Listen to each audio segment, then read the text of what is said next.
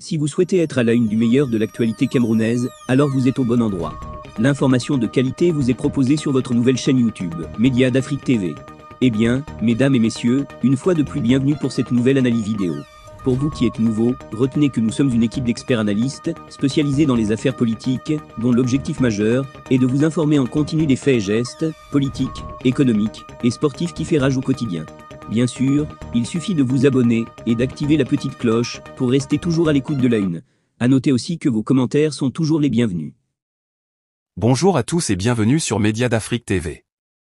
Aujourd'hui, nous abordons un sujet brûlant et préoccupant. Samuel Eto'o, une légende vivante du football africain, risque d'être radié à vie des affaires du football sur le continent. Comment en sommes-nous arrivés là? Quelles sont les preuves contre lui? Quelles pourraient être les conséquences? Restez avec nous pour une analyse complète. Pour comprendre la gravité de la situation, il est important de revenir sur les faits. Selon Radio France Internationale, des preuves très compromettantes ont été fournies par Henri Njalakan, un ancien vice-président de la FECAFO. Njalakan, radié par Samuel Eto'o il y a plusieurs mois, a présenté un dossier lourd à la CAF, la Confédération africaine de football. RFI précise que Henri Njalakan a été auditionné le lundi, un jour avant Samuel Eto'o. Dans les preuves qu'il a envoyées à la CAF, se trouve un élément potentiellement très incriminant, un enregistrement d'une conversation téléphonique entre Samuel Eto'o et le président de Victoria United. Dans cet enregistrement, des allusions sont faites sur l'impératif de faire monter ce club en division d'élite. Cependant, cet enregistrement reste à authentifier. Mais quels sont exactement les faits reprochés à Samuel Eto'o? Selon nos confrères de RFI, l'ancien buteur du FC Barcelone a été entendu sur de graves accusations de trucage de matchs du championnat du Cameroun. Ces accusations proviennent de plusieurs acteurs du football camerounais.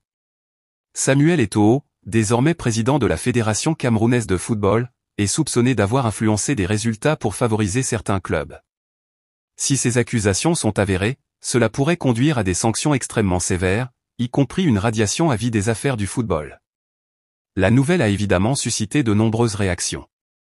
Certains appellent à la clémence, rappelant les contributions immenses de Samuel Eto'o au football africain. D'autres, cependant, estiment que la justice doit être impartiale, quels que soient les antécédents de l'accusé. Si Samuel Eto'o est reconnu coupable, les conséquences seraient lourdes non seulement pour lui, mais aussi pour le football camerounais et africain en général. Une telle décision pourrait ébranler la confiance dans les instances dirigeantes et affecter la crédibilité des compétitions. La décision finale sera prise après les délibérations du jury disciplinaire de la CAF. En attendant, nous devons nous rappeler que Samuel Eto'o reste innocent jusqu'à preuve du contraire. Ce cas soulève des questions importantes sur l'intégrité dans le sport et la nécessité de procédures transparentes et justes.